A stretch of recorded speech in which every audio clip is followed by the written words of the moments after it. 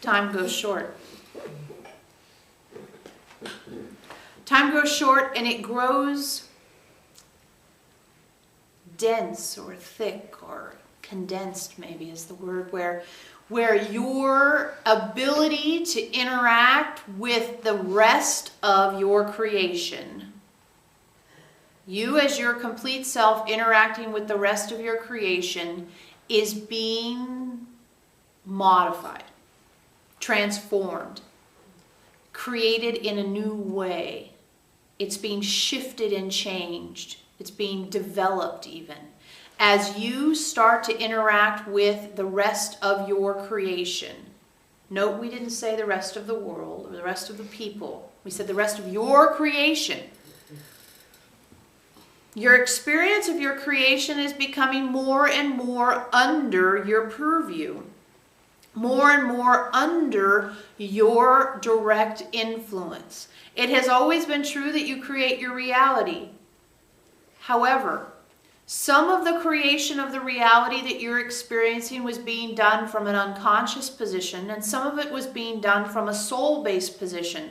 But as you bring your soul into your body, ensouling your body, as you do this process, you start to become more of an effective or immediate creator in your world. The creation that you design is being fueled by your soul's energy and perspective, and it's being facilitated by your awareness of your physicality. And those two things combined make for an opportunity to have an interaction with your creations that's new. And that interaction with your creations is allowing you to have more influence over the physicality that you experience. This physicality that you experience can come across many, many, many different ways.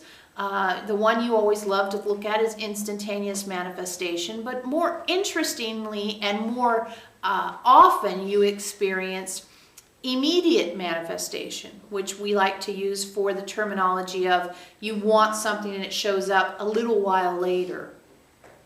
And a little while is open to exploration and interpretation, of course. But it's this idea that you're ready for a certain way of life, a certain way of being, a certain experience in your day. And those things start to line up. What do you say? You get your ducks in a row kind of a thing, where things just start to line up. You start to encounter things, creations that show you the truth of you as you go into the world with the truth of you in front, as the guardians expressed just at the beginning here. You take the truth of you out, the truth of you is reflected. It's been taught for many years by Eloheim that you are walking around experiencing your internal dynamic externalized to bring your attention to things that you are ready to see and pay attention to. Yeah?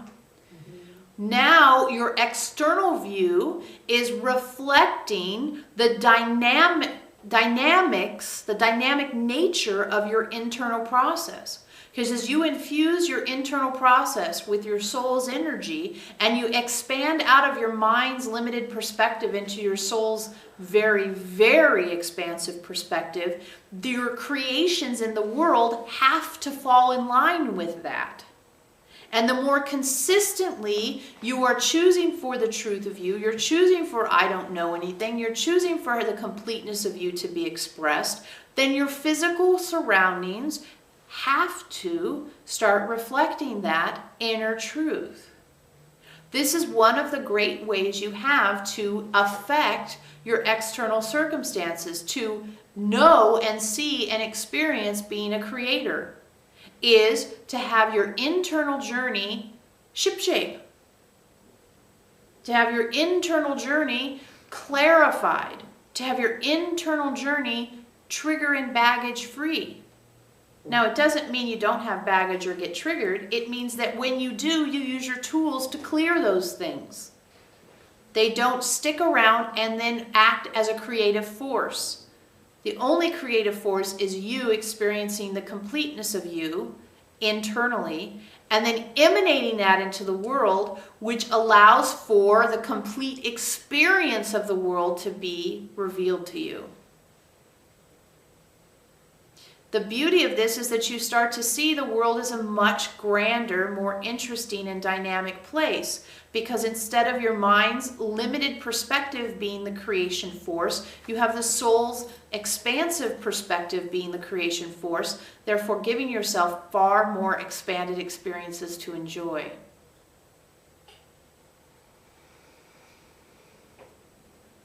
We haven't thought of a better reason why you should keep your internal journey shipshape.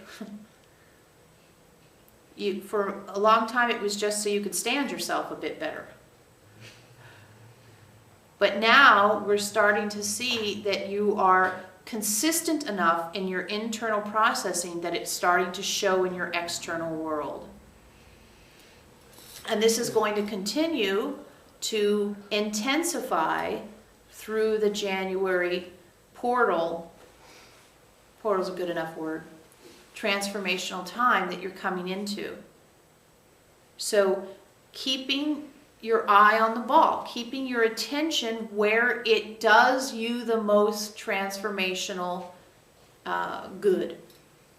And that is when triggers, fears, core emotion, habits, all of these things that we've addressed individually, when these things appear in you, you handle them, you process them, you transform them, so that the moment you're creating from is a moment of transformation rather than a moment of habit, trigger, or pain, or fear. Just be in flow of the evolution of you. And all of you can hear that. Yeah. Be in the flow of the evolution of you. We were talking to somebody during a private session, and it's important that we talk about this, is that this whole thing about collapsing the lifetimes, because we know we got your attention with that. And they ask, of course, how does it work? We said, we're not going to tell you. And we're not going to tell you because we don't love you or we want to keep secrets from you. We're not going to tell you because we don't think it will help. Here's our example.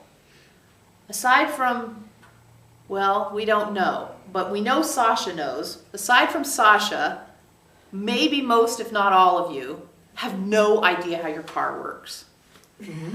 Right? Oh no, I've rebuilt my car. Okay. Pretend you don't know how your car works.